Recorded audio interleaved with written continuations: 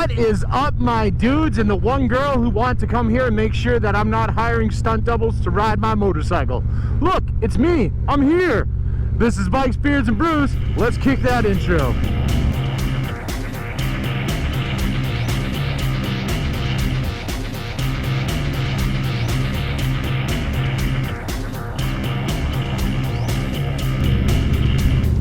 Hey guys, welcome back to the channel. Before we get this kicked off, make sure you like, subscribe, hit that bell notification, tell your friends, tell your family, tell those weird little conspiracy nerds you talk to that, yeah, Bikes, Beards, and Brews doesn't hire a stunt double. He rides his own bike. Today, we are going to be talking about this helmet. This is the Quin Spitfire Rosso. It is an interesting helmet. So before we go too much into the ride review, let's throw it back to the dungeon and let's talk about this helmet for a little bit. So let's do that.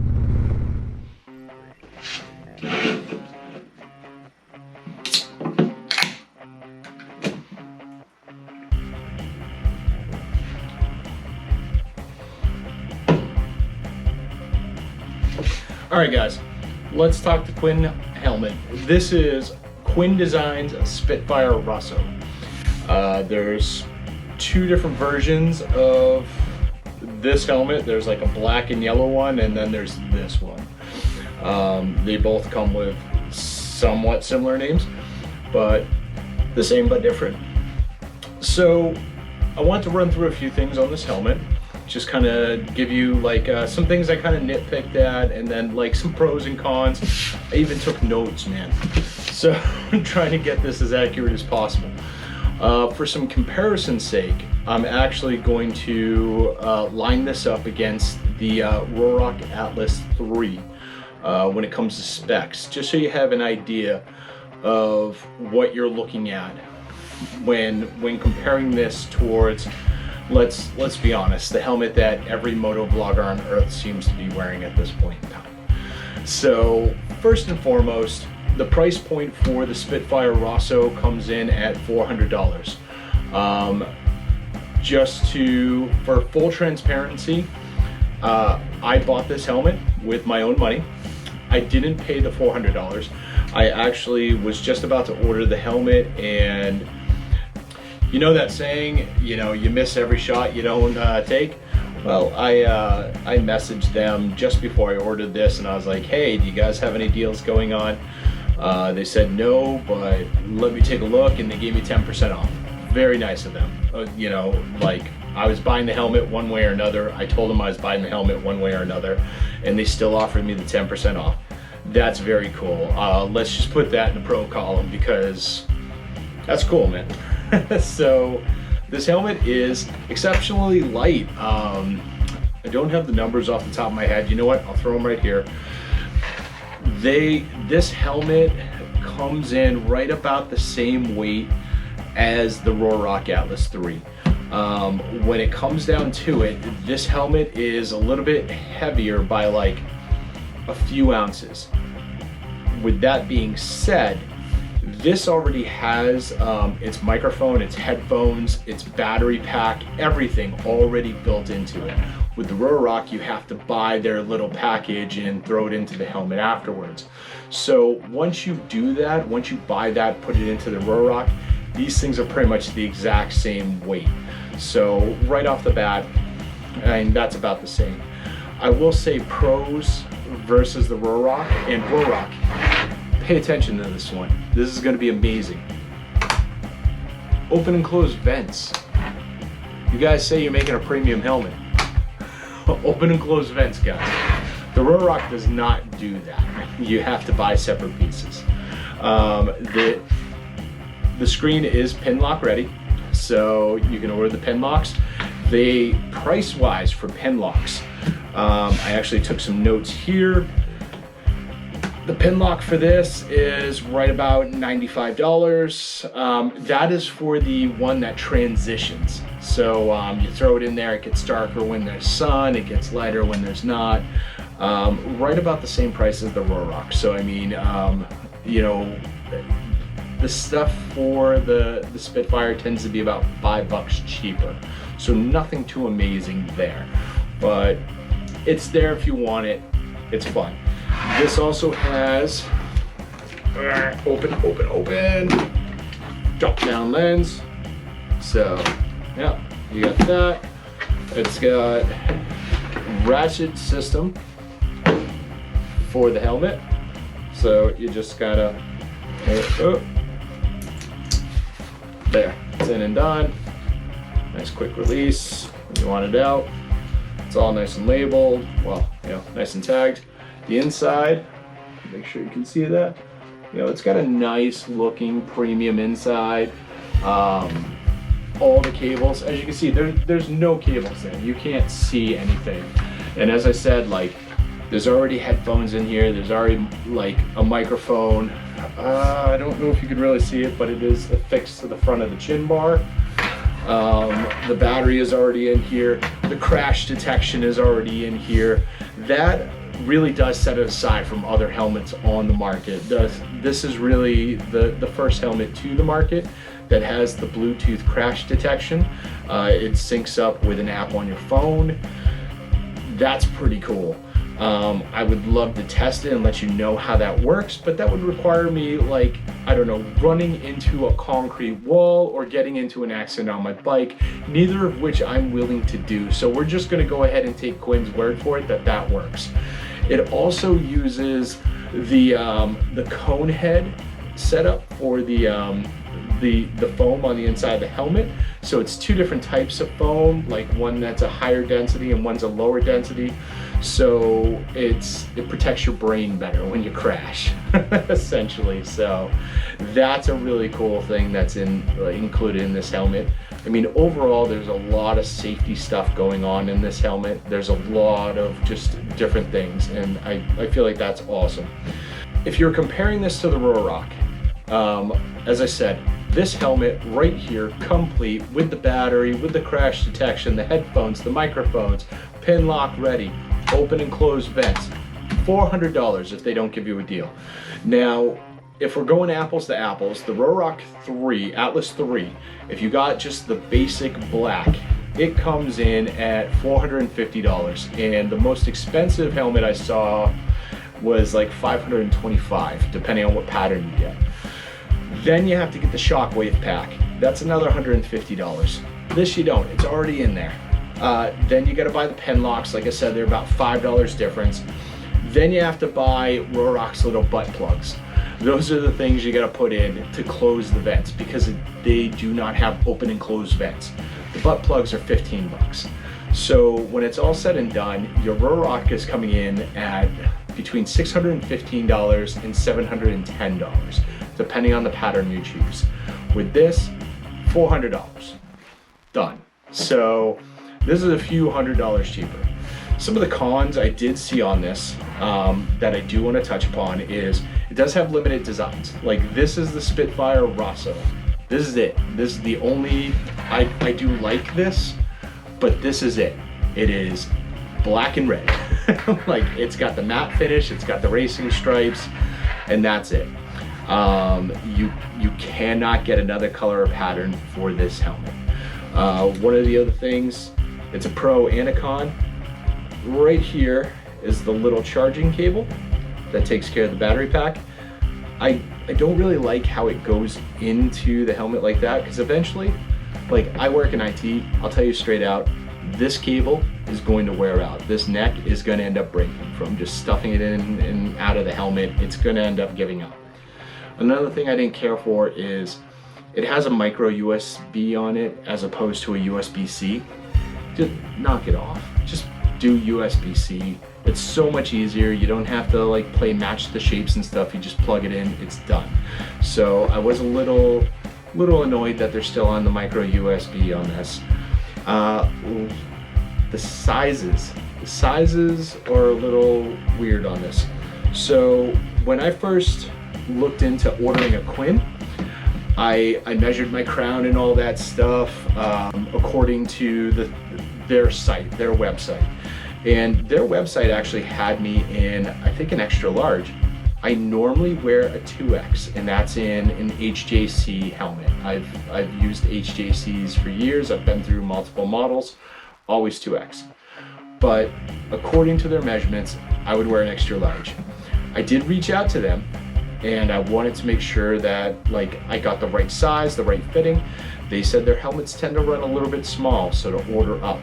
And I said, okay, good to know. And I ordered a 2X because, again, according to their measurements, I fit an extra large. I got the 2X, I put it on. It just felt like it was crushing my skull beyond all belief. I sat on my couch with the helmet on, and it just sucked. It hurt so much. So it was kind of good because I feel like the best way to find out how good a company is reach out to them for customer service. That's where you really find out the merit of a company. They were very gracious about the whole thing. They said as long as I didn't take it for a ride or anything like that, they'd be happy to exchange it. I had to pay for the shipping back, and the shipping, when they sent it back to me, the first time around I got free shipping. It was like a winter deal they had going on, so I was still making out. It was still good. I actually still came in under $400, so that was cool. They only have 3 shell sizes, and the 2X, the XL, and the 3X all use the same shell. It's just different padding inside. So I was concerned about the helmet with the 3X, just because, like I said, the 2X was crushing my skull. I ordered up to the 3X, and surprisingly, it was comfortable. It was very comfortable, and it remains comfortable. I took it out for a ride and all that. It fits much better. They did a much better job of that. So if you normally wear an extra large, go to 2X. Just go one size up from what you normally wear if you're interested in this helmet, because it does run small. Aside from that, it's, again, I feel like it's a pretty good looking helmet. I like the matte finish. I talked to Quin about the helmet because one of my main concerns actually was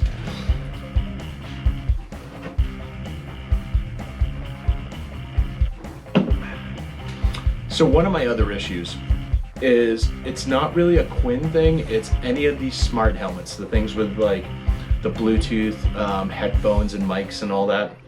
I'm sure Ruroc is having the same problem. When you have these built-in microphones and mics and all this stuff, these helmets don't comm with other helmets. So you can't communicate with another Quin, you can't communicate with Ruroc, you can't communicate with Cena, or anything else out there. That Bluetooth smart helmet is just for taking calls, listening to music, going through your smartphone and stuff like that. So I don't like the fact that you can't mesh with these helmets. I did reach out to Quin and I asked them about that because I said, hey, I'd really like to put a Sena on this or something like that. How's that going to work when you already have headphones in here? They told me that a lot of the newer Senas you can just connect via Bluetooth and use it use the speakers and stuff, Bluetooth connection, all that stuff. So I'm sure that's possible. I haven't tried it. I don't know, but I do find that annoying. The other thing I found annoying is because I ride a motorcycle with a stereo in it, like I have the Road Glide Special, my phone already connects to my stereo on my bike via Bluetooth. So I was actually testing this helmet where I made a call to somebody and I started talking to them, and then I turned on my bike, and when I did, my Bluetooth instantly switched to my bike. So everything started going through the speakers. It was just kind of a disaster. So pretty much to use this helmet, if you have an infotainment system on your bike, you would have to turn on your bike, then manually switch your phone over to this helmet, and then you'd be good to go. I found that to be a little annoying, a little frustrating. Honestly, I don't know how many times I'd really be connecting to this helmet anyway. I like listening to my speakers and stuff. I would honestly be using this for the crash detection, which apparently runs on a completely separate Bluetooth wave, but I'd still have to turn this helmet on and either disconnect it or forget it off my network altogether. That's really all I've got for here. So let's go back to the ride review. Tell you what, you guys go back to the ride review. I'm gonna hang out here and I'm gonna drink. And just a heads up, this is Wide Awake from Night Shift Brewery. This stuff is awesome. So yeah, guys, I'll see you on the road. I already went on the road though, so yeah, I'm not drinking and driving. Relax. All right, guys, welcome back to the bike. I'm still riding, still not a stunt double. And yeah, so we're giving this Spitfire Rosso a little run just to see how it feels, how it sounds, all that fun stuff. A few things that I have noticed, hopefully I didn't mention while I was over in the dungeon. The drop down lens, bam, not bad, although it doesn't fully go below my eyes, so you know, I do have like a little blur line towards the bottom. I think that's something that I just end up getting used to after a while. I know, like with my HTAC, I kind of had the same sort of feeling when I first started using that. That was my first drop down visor, so that's, you know, that's to be determined. One of the things I have noticed that is a little annoying, and for those of you out there wearing glasses, like myself most of the time, I find that drop-down visor is not always friendly towards all glasses. Right now I've got a pair of like smaller, thinner Ray-Bans on. This will drop down. I can actually feel the lens. Boop. I can actually feel the lens touch my glasses a little bit, and some of my other glasses that are a little bit bigger, I just can't use this drop down lens. It's too close to my face. So I would definitely put it in a strike column for that. That's definitely a con for me. Boop. I thought I tightened this camera enough. Apparently I didn't really. So I may adjust it a little bit depending on how bumpy this ride is. Yeah, so to me that's definitely a con. I don't like the fact that there's not enough room for any and all like glasses that I'm wearing. I don't have any like super crazy pairs, so it's, you know, I'm not Elton John over here. Like, so it is a little frustrating that is an issue.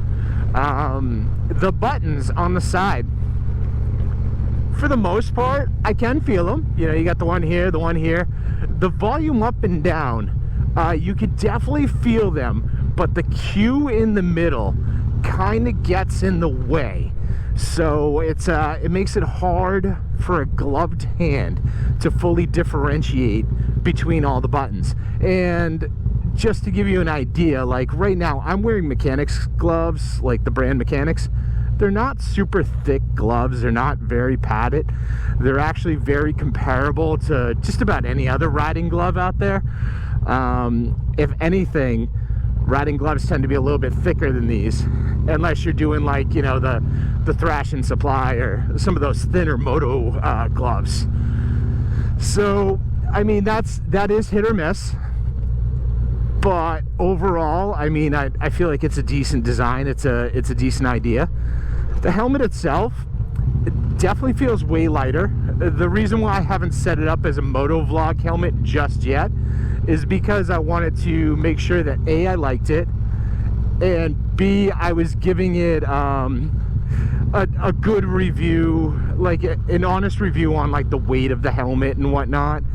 You know, once you start like bolting on all that extra crap, it definitely adds weight and it adds drag to the helmet when you've got like the Cena on the side and all that stuff. So yeah, I wanted to review the helmet just pure and simple as it is. I've tried using the Bluetooth phone call to make a phone call. The person that I talked to basically said that, yeah, they could hear me, and you know, they could tell what I was saying, but it did sound like I was way too close to the microphone. So I mean, I guess that's a matter of interpretation. I'll make a few more calls. I'll see what I come up with.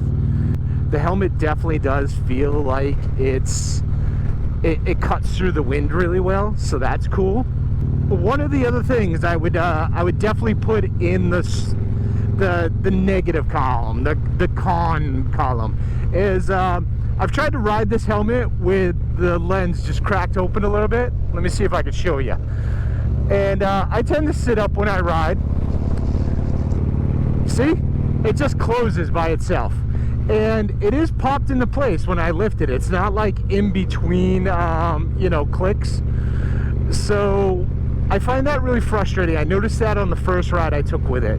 I don't crack my visor a lot, but it would be nice to have this. And right now I'm doing 45 and it just closes. So it would be nice at 45 where I could crack that lens and it would stay cracked open. It's you could say it's because of where my fairing is and like the wind buffering and all that, but again, comparing it to my HJC i90, that one I can crack it and it stays cracked. So we're comparing apples to apples for the most part there. You know, I'm on the same bike, I'm doing the same roads, I'm doing the same speeds. I've actually done much higher speeds. Like I could do like 80 or 90 in completely legal areas to do 80 and 90 on with the HJC, and it will stay cracked. Like I can't remember the last time that thing's actually kind of like closed on its own. So that is definitely a frustrating thing for me. Let's get up on the highway with it and see how it does.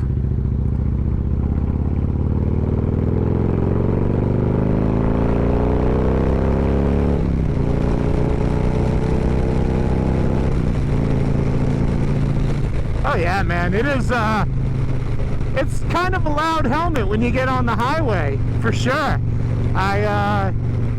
I saw a lot of reviews where they said it was a quieter helmet, and I don't agree.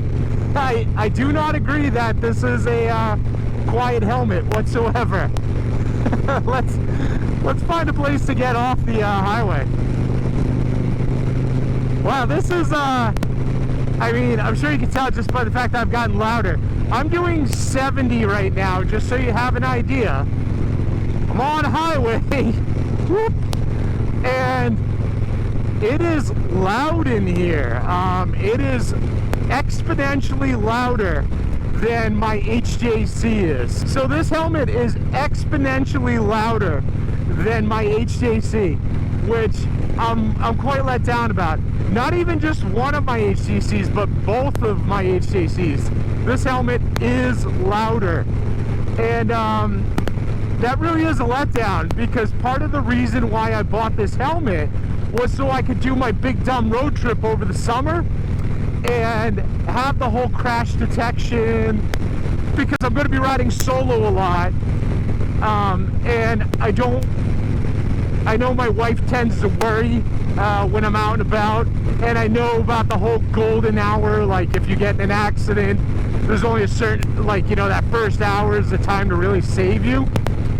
But yeah, I gotta tell you, I'm not impressed with the sound. I don't really see myself riding south with this thing without like putting in earplugs or something. I mean, this is actually pretty close to not wearing a helmet. This is loud. Let's get back off the highway and talk about this a little bit more, I guess. Sunshade down. Cool. And again, just bumped my glasses because apparently my glasses are too close. This is a 3X. This is literally the biggest helmet that they make. and it fits good. It's a comfortable helmet, but man, the lens, I don't know what they did there, but it's not good. Yeah, I'm a little let down with the helmet in general. This is a helmet that I've been very, very excited to get my hands on for a little while now. Like, I've been reading up on the helmet, I've been trying to do research on it. There wasn't a lot of research to do, unfortunately. It's like, Quin is a smaller company, it's more of an upstart at this point in time. I love all the concepts that they're running with. I love the ideas they're running with. I love the passion that they have for it. But yeah, guys, I'm gonna have to say this probably isn't like a helmet I'd recommend to you. I'm sorry. I know that this is more of like the entry level helmet for Quin, but I definitely expected a whole lot more than what's here. So take that for what it is. But yeah, if you're looking for a quiet helmet with a good drop down lens that doesn't smack your glasses all the time, this one's not it. So I guess I'm gonna end that the review here, guys. I don't want to keep beating a dead horse. Like I said, I mean, I respect Quin as a company. I feel like they're gonna go on to do some great things. I just don't feel like this helmet is the great things that they're going to do. So here we are, lesson learned. But yeah, you know, remember to like, subscribe, hit that bell notification, share this video with friends, share it with family. Probably don't share it with people that work for Quin. Sorry, guys. But yeah, I'll see you guys all on the flip side.